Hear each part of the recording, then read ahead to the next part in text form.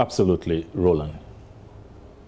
When you are in power, your strategy must be different. We have known Dr. Bawumia since the MPP opposition days to like to slug it out, to do the old-fashioned politics of comparing records and taking down opponents and dishing it out. But when you come to power, you have an opportunity to execute all of what you say you will do. The promises you made to the people contained in your manifesto becomes a social contract, and you must be seen focusing attention on delivering on your manifesto pledges. You don't maintain that same strategy. That's why I said that in opposition, you sell hope. In power, your works sell you. So you don't have to be so, belligerent and boisterous and always out to slug it out with your opponents. So that's why I put out that tweet. But let me say more fundamentally that this is not the time for old-fashioned, cheap, petty, jocular politics. It's not the time for that. We are in the middle of a pandemic. As we speak, more than 3.5 million people in the world have contracted this virus. It has turned our world upside down. More than 250,000 people in the world have died. If you come to Ghana, as we speak, the number of infected cases is more than 2,700. More than 2,700. There are very few countries that are ahead of us in Africa. If you look at our current numbers, very few countries. Only South Africa, Egypt, Tunisia, and Morocco. Very few countries are ahead of us in Africa. 18 people have died, and the fear is that many more will die. Your frontline health workers are getting infected.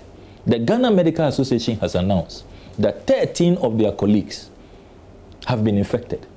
As we speak, one of them has died. One of them who was central to our response, who was playing a major role, Professor Jacob Plangeru, director of the Academy of Surgeons and Physicians. A very, very... He was not in clinical frontline. You have to make that clear. A consultant. Who but he didn't get infected because he was on the job. What killed him? Is that not true? What killed him? It's coronavirus. When you talk to I listened to the tributes. Yes. Doctors have said how he was guiding them. He's a consultant.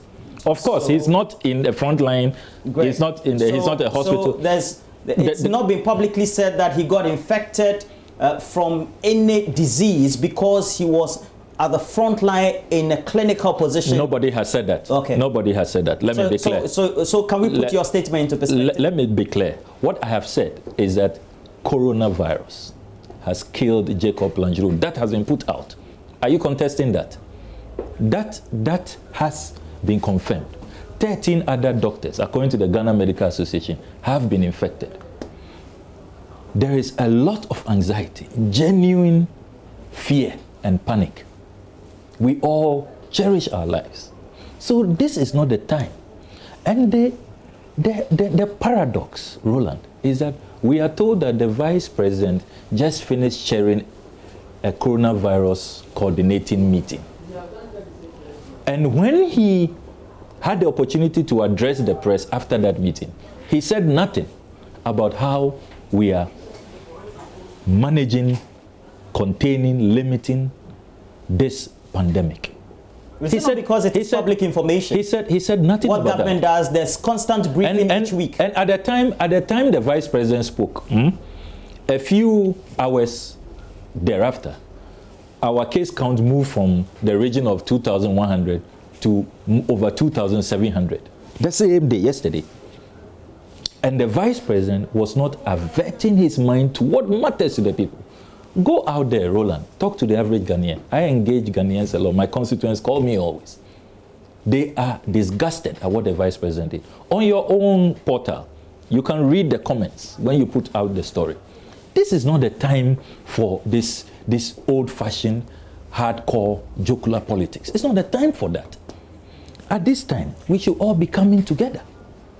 Who and who should be coming together? All the political parties.